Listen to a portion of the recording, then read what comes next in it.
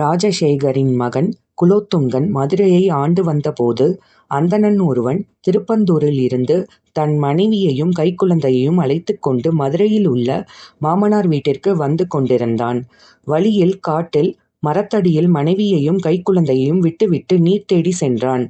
சென்றவன் தண்ணீருடன் திரும்பி வரும்போது, அம்பு பாய்ந்து இறந்து கிடக்கும் மனைவியையும் அருகில் வில்லும் கையுமாய் நிற்கும் வேடனையும் கண்டு அவனே தன் மனைவியைக் கொன்றவன் என்று முடிவு செய்தான்.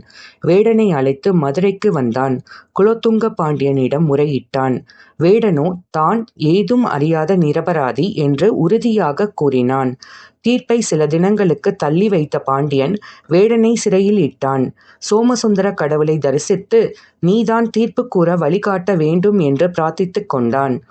பாண்டியா, செட்டித்தெருவில் நடைபெறும் திருமணத்திற்கு அந்தணனுடன் வா, அங்கே உண்மைகள் புரியும் என்ற வான் ஒலி எழுந்தது.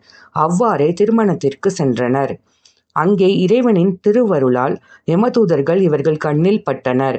அவர்களது உரையாடல்கள் இவர்களது செவிக்கு எட்டியது. எந்நோயும் இல்லாத மணமகளின் உயிரை எக்காரணத்தை முன்வைத்து நாம் கவர முடியும் என்று கேட்ட ஓர் யமதூதருக்கு அடுத்தவன் கூறிய பதில், நேற்று காட்டில் ஆலமரத்தின் இலையில் முன்பே சிக்கி இருந்த அம்பை காற்று வீச செய்து வீழ்த்தி பார்ப்பினியின் நெஞ்சில் பாய வைத்து அவளது உயிரை அபகரிக்கவில்லையா? அதுபோல் ஏதேனும் தந்திரம் செய்வோம். அதோ மாட்டுக் கொட்டகையில் உள்ள பசுவை கொண்டு வந்து மணமகளை குத்திக் கொள்ள செய்வோம். இவ்வுரையாடலை கேட்ட பாண்டியன் அந்தணனை பார்த்தான். உண்மை அறிந்த அந்தணன் தலை தாழ்த்திக் கொண்டான். சிறிது நேரத்தில் திருமண ஓசைகளால் மிரண்டு ஓடி வந்த பசு எதிரே அமர்ந்திருந்த மணமகளை முட்டிக் கொள்வதையும் கண்டனர். அரண்மனை மீண்டு அரசன் அந்தணனுக்கு வேண்டும் பொருட்களை கொடுத்தான்.